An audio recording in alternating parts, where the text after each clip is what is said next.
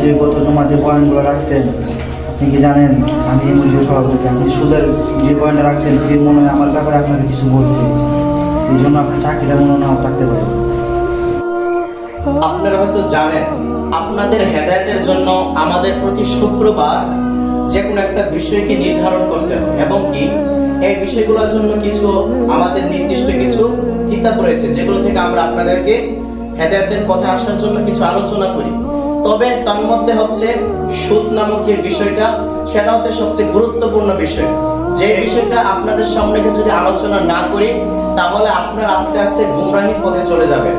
তো এই বিষয়টা না আমাদের আলোচনা করা 100% জরুরি। হুজুর তো ঠিকই বলছে, এই বিষয় নিয়ে আলোচনা করা জরুরি। এর কারণে আমরা সমাজে ঠিক মতো চলতে পারছি না। কি বলেন মুসলমানরা? আপনারা শুনেননি আমি আজ সুদ খাই বলে হুজুর আমার দিকে তাকিয়ে এতগুলো কথা বলছি।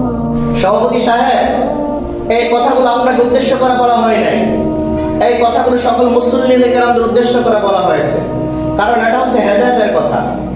হুজুর আমার তো মনে হয় আপনি বারবার কোরআন হাদিস পড়েননি, যদি পড়তেন তাহলে এসব কথা আমাকে বলতে পারতেন না। সভাপতি সাহেব আপনি শুনুন, আমাদের প্রত্যেকটা হুজুরের ইমানি দায়িত্ব হলো এই বিষয়গুলা সবার সামনে তুলে ধরা এবং এর যে ফলাফলগুলো রয়েছে, এর যে খারাপ দিকগুলো রয়েছে, সেই দিকগুলো সকল মানুষের সামনে তুলে ধরা। এটাই হলো আমাদের ইমাম সাহেবদের দায়িত্ব।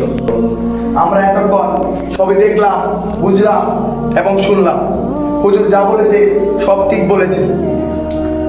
ওনার মতো অনেকে আছেন যারা সুদের ব্যবসা করে আমাদের সমাজকে ধ্বংসের মুখে দিয়ে চলছে। এই অসামাজিক কাজের কারণে আজকে আপনাকে মসজিদের সভাপতির দায়িত্ব থেকে বরখাস্ত করা হলো। জি, আমি আপনাদের এই সমাজে থেকেও এত বড় দায়িত্ব পেয়ে আমি দায়িত্ব রক্ষা করতে পারলাম না।